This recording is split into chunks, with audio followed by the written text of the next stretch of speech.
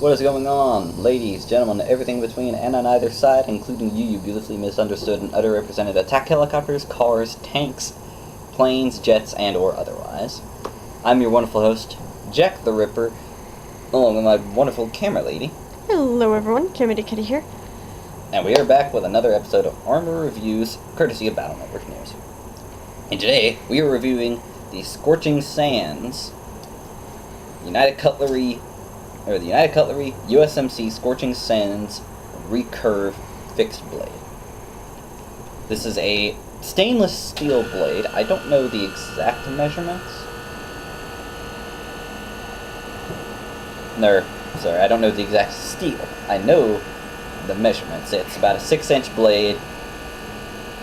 Total 11 to 12 inches overall.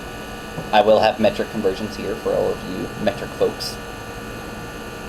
Which there are many. It is a recurve. It's a recurve style blade. It's a recurve style, meaning the blade sits there's a chunk of blade that sits forward, but it's a drop point because the tip is in line with the center of the blade. It comes in a surprisingly high quality nylon sheath with USMC clearly visible on the sheath. And is that pleather at the bottom and I think so, yeah. in certain areas? Mm-hmm. It's got a nice little snap piece. And a snap button, or button snap closure. Mm-hmm. For the blade itself, you can clearly see USMC laser etched into the just behind the choil and above the handle. You can see the United Cutlery model number and obviously the made in China. So we actually did a fair bit of tests for this blade, and it passed flying colors. Our first test was our standard paracord test. The blade didn't even bother trying. It was pretty much one pop, and it went through. Keep in mind that this is our least used blade. Like, we barely use this ever, because we don't have a reason to. Yeah, this one and the dagger are both very least used, so it's straight out of the factory. We haven't even sharpened it at all. So there's a factory edge on this. Our next test was our mariner's rope bow tie off. It took me like 4 cuts to go through, so that was very impressive for me. Our next test is, as usual, the cardboard test. I went through pretty fast, about average performance on the cardboard. Still performed pretty admirably. Went through the first layer without much trouble. Went through the stack of 2 without much trouble too. And after that was our wood test. It didn't even bother stripping the bark away. It just went ahead and just started cutting into the wood. Bark? What bark?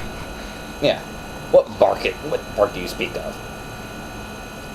So that was a fairly impressive show for a factory-edged knife at this price point. Yeah, show exactly the, kind of turn it around some. Like, if you look, it's like really. You see the edges where the knife dug into the wood versus just stripping the bark away. Mm-hmm.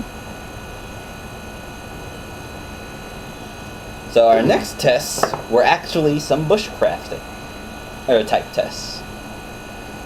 Our first bushcraft type test was, standard batoning wood. It took a little bit through a oak log that admittedly was wet from recent rain, but still, it went through without too much trouble. I did have to adjust the blade a bit back downwards, but that's about usual for batoning wood. But it performed pretty admirably. After that, we did a chopping test. I got a oak branch that was about that thick around. Good grip. Or about grip width. Chopped through it. Took roughly less than a minute. No, less than half or less than a minute, minute and a half, or about half a minute. Yeah. And it went through pretty well. It just, first strike pretty much just bit into the wood, or immediately, and after that it was just going through like nobody's business. After that was our final test, which was specialty, which was there, and the test was on old school braided like log rope. I was fairly impressed. This blade just made short work of it. Going through this section, it was going through pretty well. What I noticed was once I started introducing this curve into it, the cut started going really deep into the rope. And it just started cutting it like really, really fast. And so it made short work of that old school rope. So, final thoughts. For a roughly $30 blade, if I recall, this is a damn good purchase. I can see this being used in any kind of situation at its price point. It's a thick chunk of steel, so you don't gotta worry about breaking it. If anything, you could probably use it as a pry bar if you needed to. Or so. Would I recommend it? Yes. Would I buy it again? Heck yes. So, star rating out of 5? I give it a 5. That is a very, very good blade. Quite impressive too. And very impressive, especially for just for pretty much a factory blade that I have not sharpened. So, that will be about it for now, or that'll be about it for now. If you liked the video, leave a like down below. Comment what you think of, or what you thought about the tests. If you want more, subscribe for more. We will try to have more videos out as we can. Right now, I'm kind of limiting it to 1 a week.